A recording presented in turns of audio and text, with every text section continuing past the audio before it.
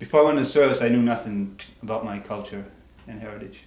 And so when I got out, I started going to different unity conferences and traditional gatherings and all of that, and talking to people, elders, and learning about native ways, and because that was happening at that time all over the country. And there was Wounded Knee, there was the Longest Walk, all those different things, and we went to a few of those. And so while doing that, people asked me, says, well, isn't there somebody within your, because we were traveling everywhere else talking to different people, and so they asked if there's anybody, isn't there somebody within your tribe or nation that knows about the culture? And everybody says, well, Sanabi does, you know. Sanabi's sort of the, according to some of the traditional peoples, was the medicine man and the last of the spiritual leaders of the Penobscot Nation. So I went down to talk to him, and mainly just to learn about my culture. And then after being with him for a while, I mean, I used to sit there and watch him carve the walking sticks and the root clubs. And I knew it was amazing to watch him, because he just used a jackknife to carve all these beautiful things in the wood, you know, in the birch. So after being with him for a while and listening to him talk about our culture and how it used to be, and so anyways, after a while, he says, "Do you want to try? You want to try carving or walking? Try some carving?" I said, "Sure." So the first thing I learned was the walking sticks, and that's sort of the way I did it when I first started carving. It was just a brave's head with the one feather up.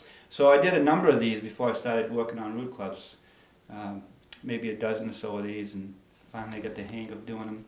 And then he took me to the steps of carving the root clubs. And I never. People ask me why you wanted to be a carver, how you learned to be a carver. And I guess what I was telling them is I never had any aspirations to be a carver back then. All I wanted to do was learn about my culture. And it was Sanabi that kind of, I guess, chose me to be, you know, I was more chosen than I didn't go to him to learn to be a carver. I went there to learn about my culture. And so then he showed me this, but this is a part of our culture, so it kind of worked out pretty well that way anyway. So anyways, after a couple of months I started carving root clubs.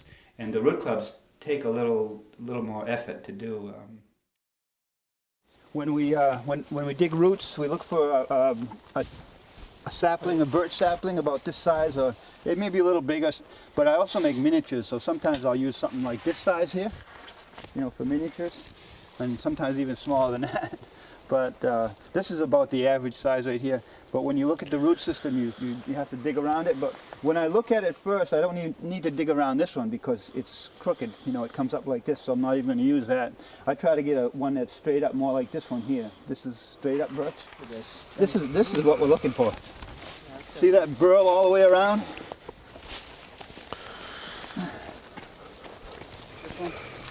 So what we're going to do is we're going to cut one longer and the other one short for the snout. So I think this is going to be the handle, because well, they're both about the same, but this one's pretty straight and probably a hair bigger. But I'm going to cut this here.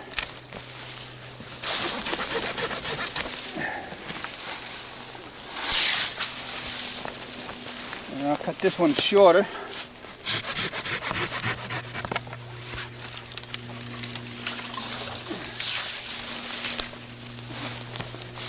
This one, and you can just saw it right out of here.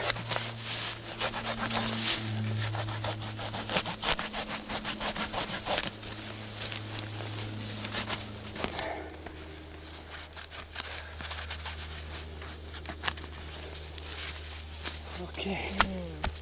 So it don't take too long when you got when the ground is nice and soft like that.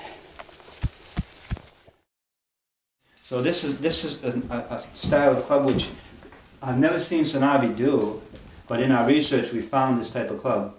And what it is, it's two clubs that have grown, two trees that grow together. And so what you do is you cut one short, and then that's going to be like a little snout with a mouth on it. And then you got two eyes here. Okay, let's see, let's just start cutting some of these off. So all these little ones got to come off.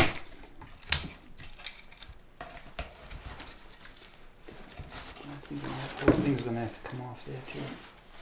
Or not, I don't know. Let's see, we'll just cut it long just in case we need it. I'll just take this bark off here. So all of these prongs are going to be cleaned up, bark off of. Any club that's any prong that's going to be used as to be carved on, take all this off.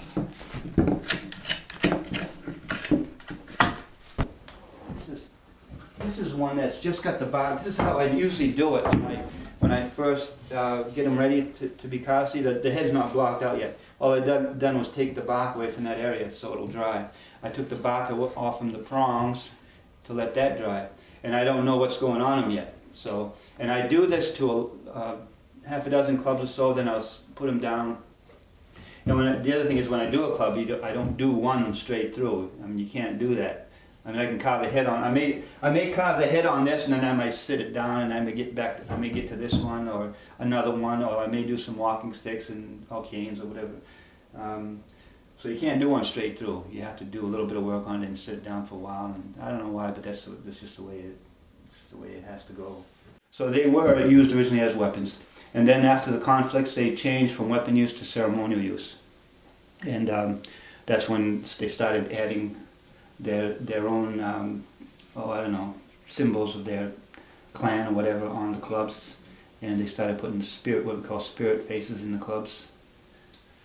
But we consider the tourist era being like mid 1800s to the mid 1900s, and I think after that it's more we consider it more of an art form now.